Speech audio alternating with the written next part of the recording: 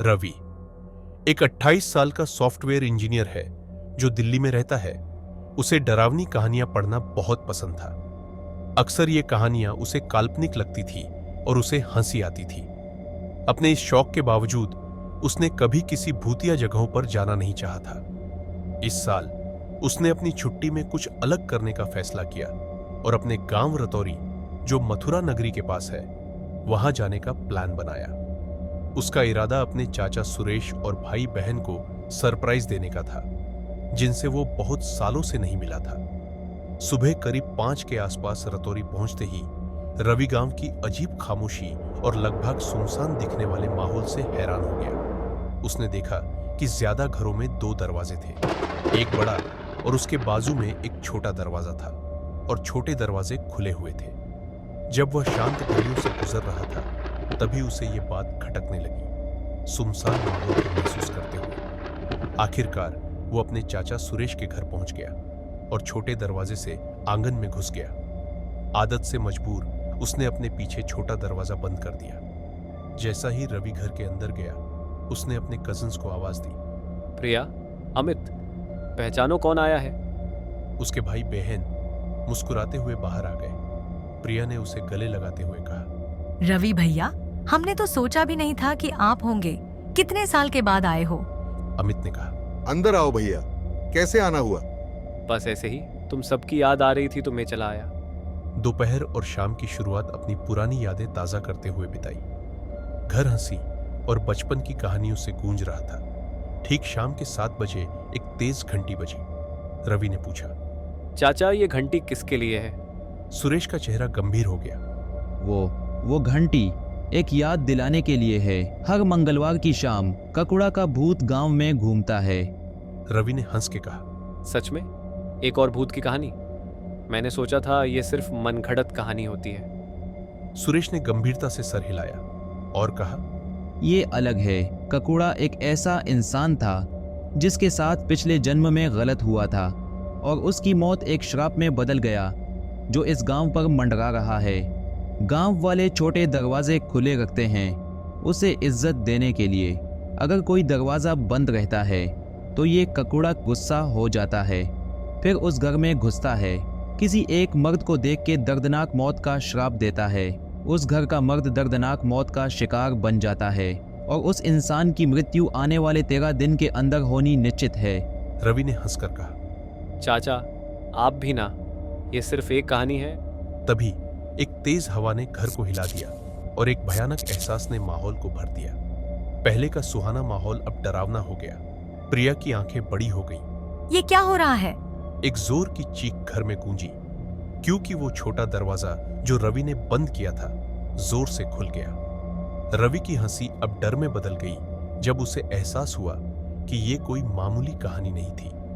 ककुड़ा ने रवि को देखकर एक डरावनी हंसी निकाली और वो अचानक गायब हो गया। सुरेश का चेहरा फीका पड़ गया और उसने धीमे से कहा, रवि, मुझे लगता है तुम्हें श्राप लग गया है। अब ककुड़ा ने तुम्हें अपने श्राप में पकड़ लिया है।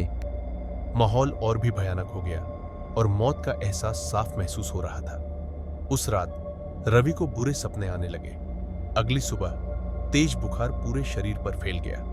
परेशान होकर सुरेश ने गांव के तांत्रिक को संपर्क किया, जो भूतिया मामलों से निपटने में माहिर थे। सुरेश ने तांत्रिक के आते ही विनती की, तांत्रिक जी, कृपया हमारी मदद कीजिए। रवि की हालत बिगड़ती जा रही है।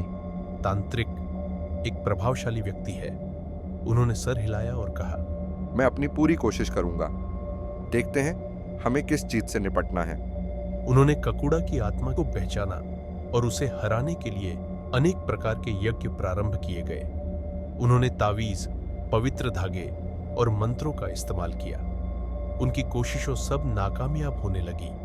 अगले कुछ दिनों में रवि की हालत और बिगड़ गई। खुजली अब दर्दनाक फोड़ों में बदल गई थी और वो बहुत कमजोर हो गया था। रवि की हालत की खबर उसके सबसे अच्छे दोस्त अर्जुन तक पहुंची, जो तुरंत रतौरी आ गया उसका साथ देने के लिए। अर्जुन ने अपने दोस्त के पास दौड़कर कहा, रवि, ये क्या हुआ तुम्हें? मैं आ गया हूं। रवि ने कमजोरी से जवाब दिया, अर्जुन, ये मैंने सोचा था उससे भी ज्यादा बुरा है। तांत्रिक ने अर्जुन को सारी समस्या बताई। ककुड़ा की आत्मा गांव के किनारे एक पुराने बरगद के पेड़ के पास रहती है। हमें सीधे आत्मा का सामना करना होगा और एक शक्तिशाली भूत भगाओ मंत्र का उपयोग करना होगा। जैसे जैसे वो खतरनाक 13वां दिन करीब आ रहा था, तांत्रिक विक्रम, अर्जुन और अब बहुत कमजोर हो चुके रवि ने अंतिम मुकाबले की तैयारी की। कुछ चीजों को इकट्ठा किया जिसमें पवित्र राख, पवित्र जल और सुरक्षा कवच शामिल थे। अर्जुन ने घबराहट से बरगद के पेड़ को देखते हुए कहा, ये कौन सी जगह है? मुझे डर लग रहा है। क्या आपको यकीन है कि ये काम करेगा? तांत्रिक ने विश्वास से जवाब दिया। हमारे पास कोई और चारा नहीं है, हमें कोशिश करनी ही होगी। तीनों रात के अंधेरे में उस पुराने बरगद के पेड़ की तरफ बढ़ने लगे। माहौल तनाव और डर से भरा हुआ था। यज्ञ की जगह पर तांत्रिक विक्रम ने पवित्र राख से एक सुरक्षा चक्र बनाया और रवि को उसके बीच में रखा। उन्होंने शक्तिशाली मंत्रों का जाप शुरू किया। उनकी आवाज भयानक रात में गूंज रही थी। हवा और ठंडी हो गई और एक स्वाभाविक खामोशी ने उन्हें घेर लिया, जो सिर्फ कभी-कभी पत्तों की सरसराहट से टूट रही थी। अचानक ककुड़ा का भूत प्रकट हुआ, एक भयानक रूप जिसमें चमकते लाल आंखें, डरावनी शक्ल थी। उस नजारे से उनकी रूह कांप गई। ककुड़ा ने एक रूह कांपने वाली चीख मारी और गुस्से से रवि की तरफ बढ़ा। उसके खौफनाक इरादे साफ दिखाई दे रहे थे। तांत्रिक विक्रम के मंत्र और तेज और जोशीले हो गए। उन्होंने रवि के आसपास के सुरक्षा चक्र को और मजबूत बनाया। ककुड़ा ने हमला किया। उसका भूतिया रूप तांत्रिक के सुरक्षा कवच तक टकराया। अर्जुन डर और हैरानी से इस लड़ाई को देख रहा था। उसने मन ही मन कहा, चलो विक्रम, तुम्हें कामयाब होना ही होगा।